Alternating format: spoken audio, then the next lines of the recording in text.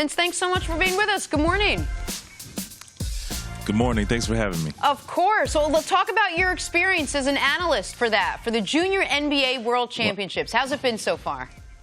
Well, first of all, I'm still stuck in basketball mode. Typically, I get to the gym early to work on my game, to get started, get my day started, my evening started before some of the younger guys, and this is none the same. I get here a little early. First one here. I love it. Well, there was a really cool moment. But no, this has been great.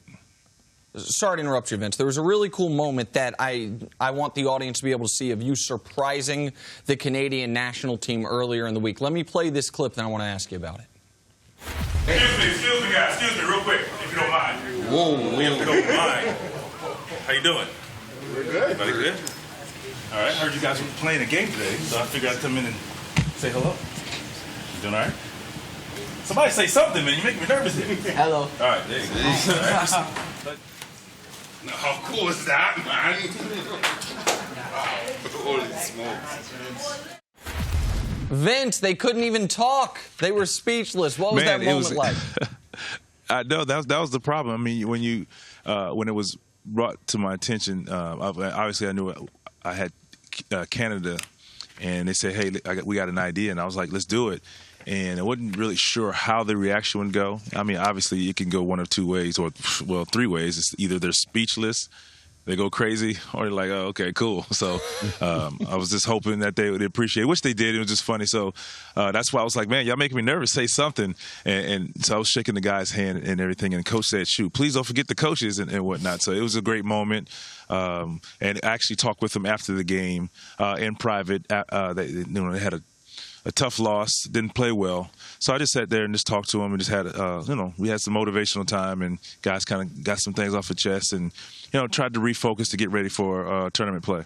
Yeah, it's a long tradition there in Canada, the impact that you've had on basketball there. I'm very, very fortunate that our career paths crossed. My brother was coaching there in Toronto, developing you. You and I were working out together there in South Florida. You swore up and down I was trying to kill you or make you into an NFL linebacker. I remember that, like I said, like I tell you, I remember that like it was yesterday. I was just trying to make you a little faster. Conditioning and whatnot. I was like, man, look here, man, I'm trying to jump up in the air. I'm not trying to outrun people. Now, Vince, how do you do it at this, even an advanced age? You talk about getting to the gym early. You've always had a tremendous work ethic and a regiment.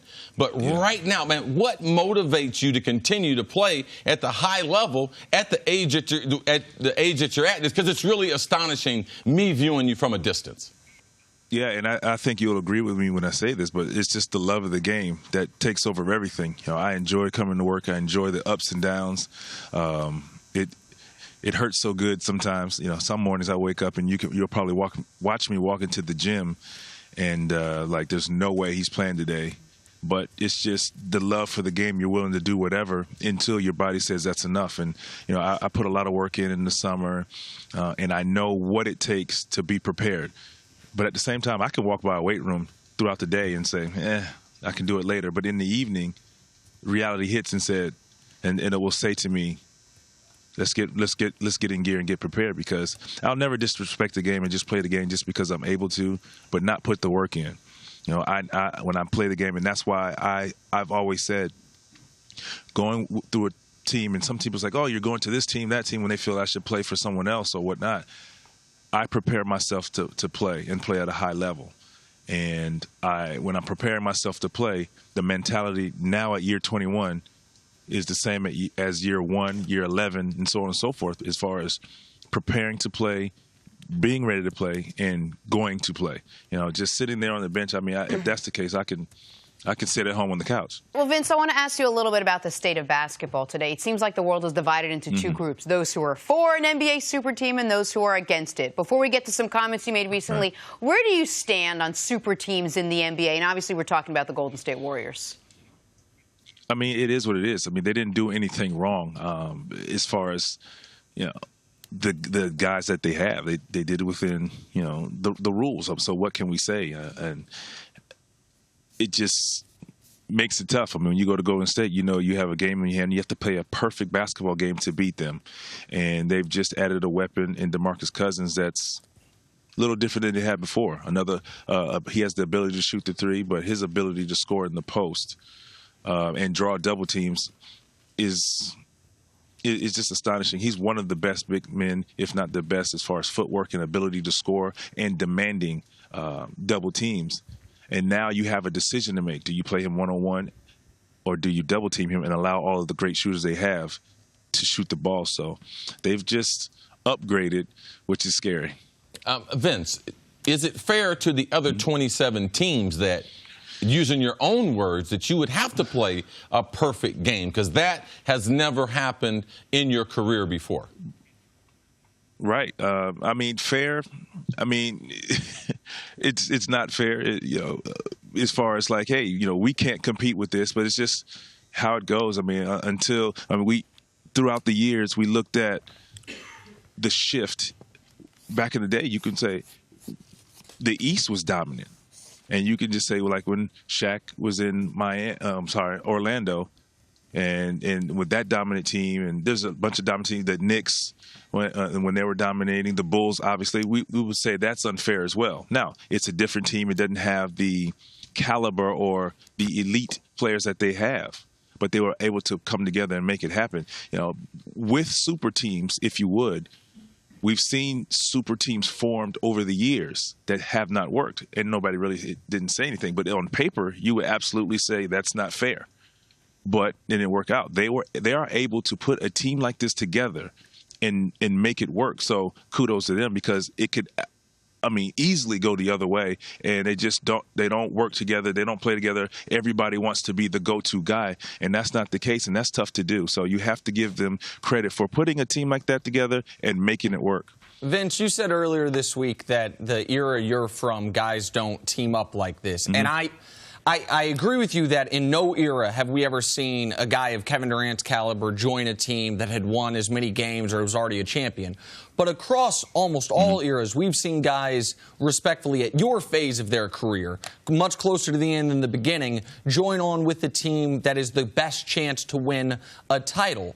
Why was that not attractive to you? I'm a huge Vince Carter fan, and I was just going to say, not that you can't do it in Atlanta, but I'd love to see you win a ring. And so it was surprising to see you go to Atlanta. What went into that choice? Why is that your outlook? Well, it's just something for me. It's not who I am. It's what's a part of me. Like I want to play. Going to sit on the end of a bench or play 1 or 2 minutes every 3 games every week, or whatever the case could or may be. I'm just not interested in that. And at the end of the day, I have a bigger picture. There's a lot of things that I want to do after the game is over, and I'm trying to prepare myself for that while playing this game. And broadcasting, obviously, is one of the things I want to do. My love and interest in music, being around that atmosphere. Atlanta brings so many things, and the opportunity to play as well as help these young guys, because I'm excited every time I come to a team and I get the opportunity to help these young guys develop and grow, teach them the game, the ups and downs, the goods and bads, and how to prepare while playing. That's just what I want to do, and that's something I want to do. And I'm very appreciative of my fans and this constituents and all of the other folks that's out there that have their opinions on why they felt like it was a bad move or it's something about what I should do. But at the end of the day, it's something that makes me happy. Yeah, playing on a team that has the ability where I'm not really contributing just doesn't sit well with me, and that's just something I can't handle. And obviously, the goal of every athlete was when we step into our field, we want to play for that championship. And I'm not any different than anyone else, but the bigger picture for me is being able to compete, being on the floor, being able to help my team be prepared to play each and every night. And so as of right now, there are teams that maybe we wouldn't even think make the playoffs, but it's all about the development that I enjoy in doing it that way. Vince, we'd be remiss if we didn't ask you about the big NBA move of the summer. LeBron James from Cleveland to L.A. to don the purple and gold. What did you think of the move of LeBron to the Lakers this season? I think it's well, I don't want to say it this way, but I think he's preparing himself for his when his career is over. I mean, he has a lot of things going on in LA. Everybody's like, oh, yeah, he's going there, but his team's probably not good. Yeah, for him, at the end of the day, he's happy.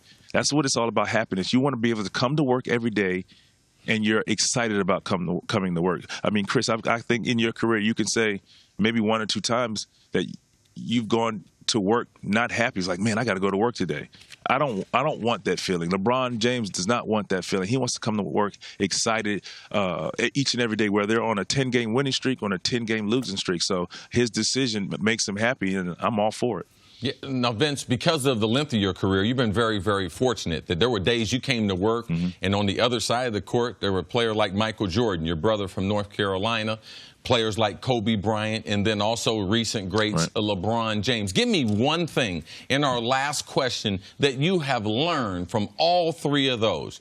MJ, which I'm always fighting, my brother over here, Nick, as far as the greatest player ever, Kobe, and from LeBron. Their passion, their love for the game, their ability to motivate, and they motivate in different ways. They encourage in different ways, and I think, you just look at the greatness of them all. It is so tough to compare, and that's a situation that I'm a little skeptical about. I just, they're all great in their eras, and there's always the what if. Obviously, LeBron and Kobe have played against each other. And you add the Michael Jordan factor, there's a what if. And I leave everyone with this. If you take these players and if you're able to put them in each of their eras in their prime, could they dominate in those times? And as of right now, it's like, could Michael Jordan play in these times? And if he did, would he dominate? And when those people answer that question, yes or no, I think, you can make your own decision. I think Michael Jordan would dominate in this era because back when hand checking, and yes, I did play against Mike, and when there was a little more hand checking, it was a little more physical, he still was dominating, and we were considering the greatest then. Now imagine with the game being like it is right now, that would be unfair. Yeah. Thank you, Vince. You made Chris's point. Vince, thank you so much. Thanks for watching. Subscribe here to get the latest from the show. Also, be sure to check out more of the best clips from First Things First, or go watch a few segments from our other shows on FS1.